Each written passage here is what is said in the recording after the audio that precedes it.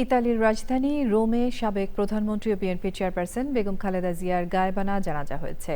রোমের প্রবাসী বাংলাদেশি অধ্যুষিত এলাকার টিএমসি মসজিদে ইতালি বিএনপির উদ্যোগে এই জানাজা অনুষ্ঠিত হয়।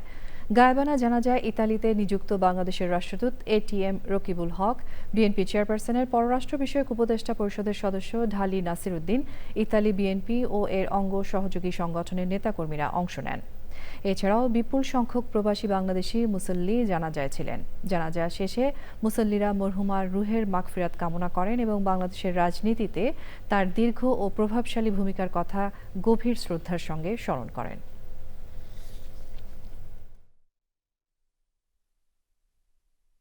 যে জিয়া পরিবার হলো মুসলিম পরিবার। এই পরিবারের উপরে এত নির্যাতন হওয়ার পরে দেশনেত্রী বেগম খালেদা জিয়া তারপরেও তিনি কি বলেছেন যে আমরা এই দেশকে গড়ার জন্য সকলে মিলে ঐক্যবদ্ধভাবে সকল প্রতিহিংসা ভুলে গিয়ে আমাদেরকে ঐক্যবদ্ধভাবে সামনের দিকে এগিয়ে যেতে হবে। তাই দেশনেত্রী বেগম খালেদা জিয়ার যে স্বপ্ন ছিল, ইনশাল্লাহ আগামীতে আমরা সকলে তার সেই স্বপ্ন বাস্তবায়ন করব। আমাদের এই নেত্রী আমাদেরকে সুদীর্ঘদিন মায়ের মতো ছায়া দিয়ে আমাদেরকে দেশে নেতা কর্মীদেরকে পরিচালনা করেছেন। বাংলাদেশকে তিনি ছায়া দিয়ে রেখেছিলেন। আজকে আমরা একজন অভিভাবক শূন্য হয়ে গেলাম।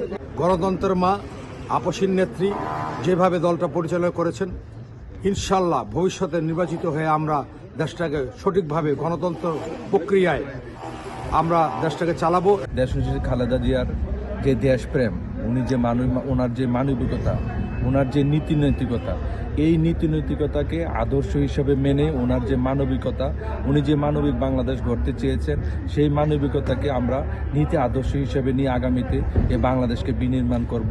তিনি বাংলাদেশের অভিভাবক, রাজনীতির অভিভাবক, আমাদের দিক নির্দেশনা দেওয়ার সেই অভিভাবক হারালাম। আমরা ভাষায় প্রকাশ করতে পারবো না যে কি হারালাম। আমরা বাংলাদেশ কি হারালো। কোনোদিন আমরা এই নেত্রীর অভাব পূরণ করতে পারবো কিনা আমরা তা জানি না।